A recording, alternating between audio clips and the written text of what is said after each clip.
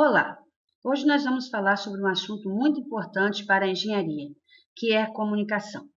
Aliás, a comunicação é um assunto muito importante para qualquer profissão. Ninguém consegue sobreviver no mercado sem se comunicar. Por que o estudo da comunicação na engenharia? A comunicação é uma arte e poucos sabem utilizar da comunicação para o seu benefício próprio. O engenheiro, ele passa 80% do tempo do seu trabalho se comunicando, quer em reuniões, em apresentação ou escrevendo relatórios. E às vezes, aqui na faculdade, a gente imagina que as disciplinas que a gente considera menos importantes são coisas que não são necessárias. E normalmente são elas que acabam fazendo a diferença, pois todos os engenheiros são gestores. E na gestão é preciso se comunicar.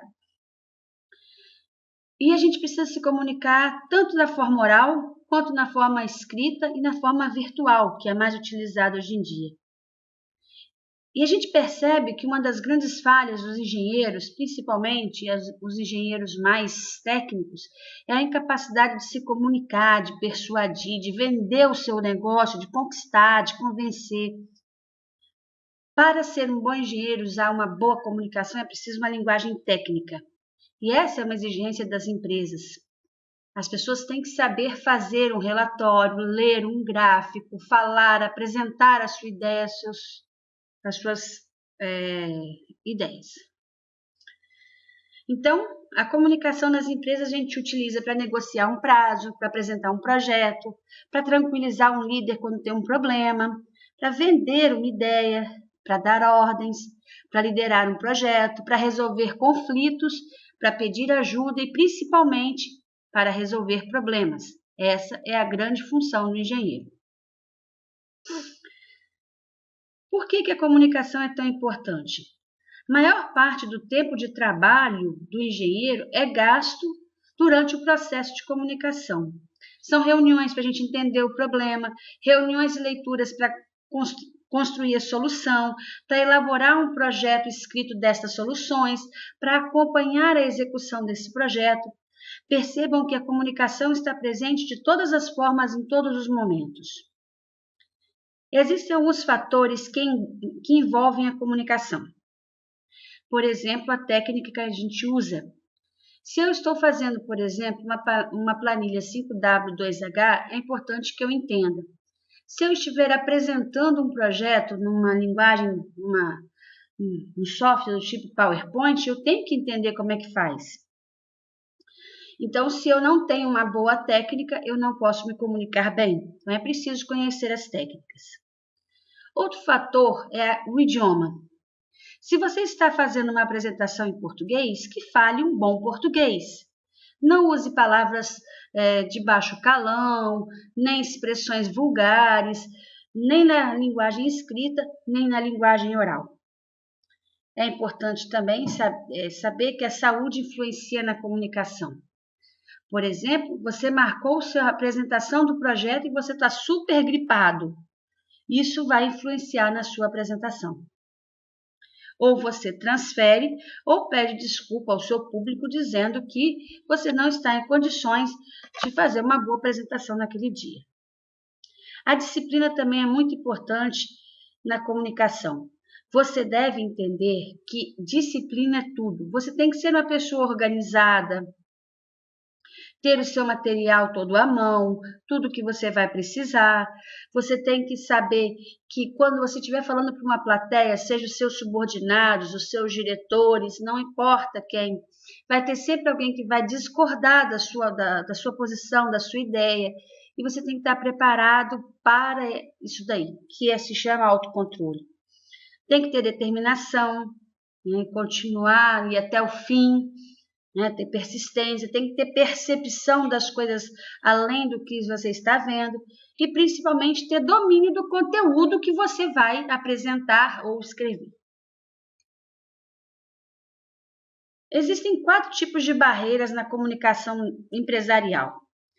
As barreiras pessoais são aquelas, por exemplo, de eu não conseguir falar com uma pessoa ou para um grupo de pessoas, porque eu sou tímida, porque eu tenho empatia, simpatia por certas pessoas.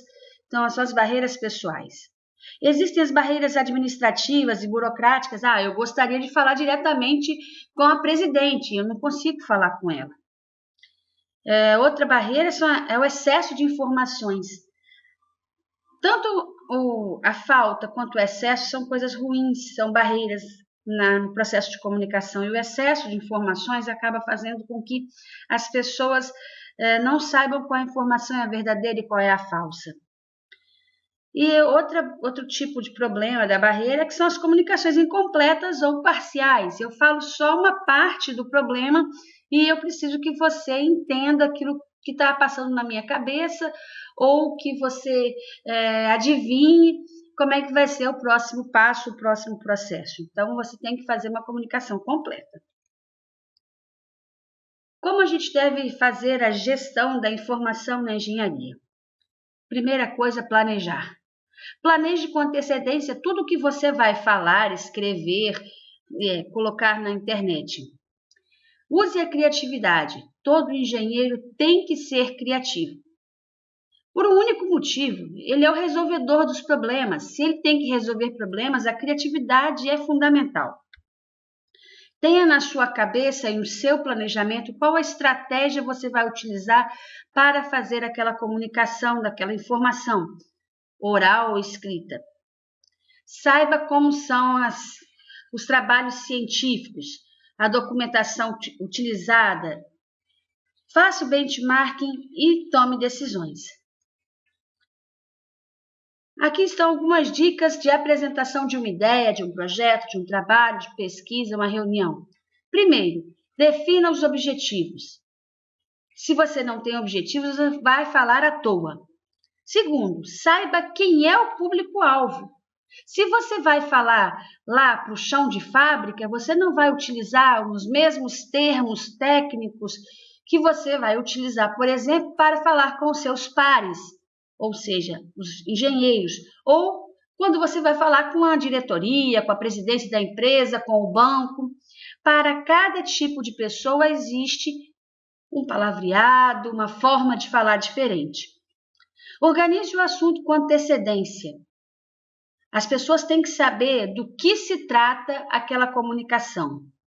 Seja breve, não fique enchendo linguiça. É a coisa mais chata do mundo quando a pessoa fica enrolando para chegar no mesmo lugar. Todo mundo tem seu tempo.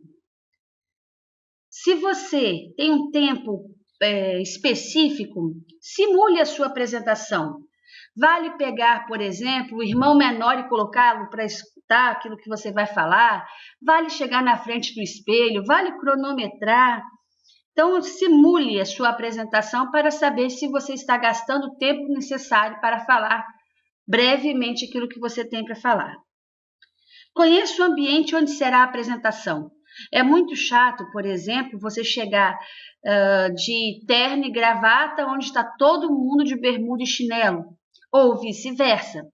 Então, por exemplo, você se arruma de sandália alta para as mulheres, sainha, e vai falar para um monte de chão de fábrica, numa empresa ao ar livre, no sol quente. Então, você tem que ter esses parâmetros aí. Não confie na memória. A memória sempre falha. Leve tudo anotado no papel. No papel, no telefone, no tablet. E, principalmente, tenha o domínio do conteúdo que você vai falar.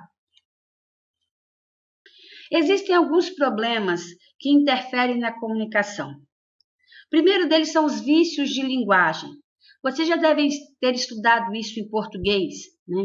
As gírias, as frases de duplo sentido, aquelas redundâncias. Então, vamos evitar esses vícios de linguagem. Outro problema na comunicação é a credibilidade na informação. É muito importante que a gente trabalhe, por exemplo, a vestimenta, né?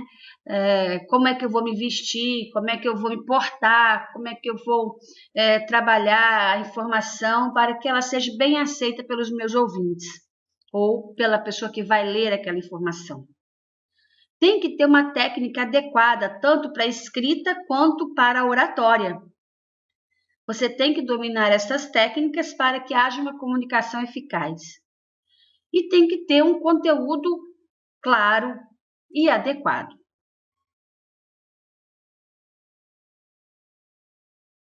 No próximo encontro, nós vamos falar sobre a comunicação escrita. Boa noite.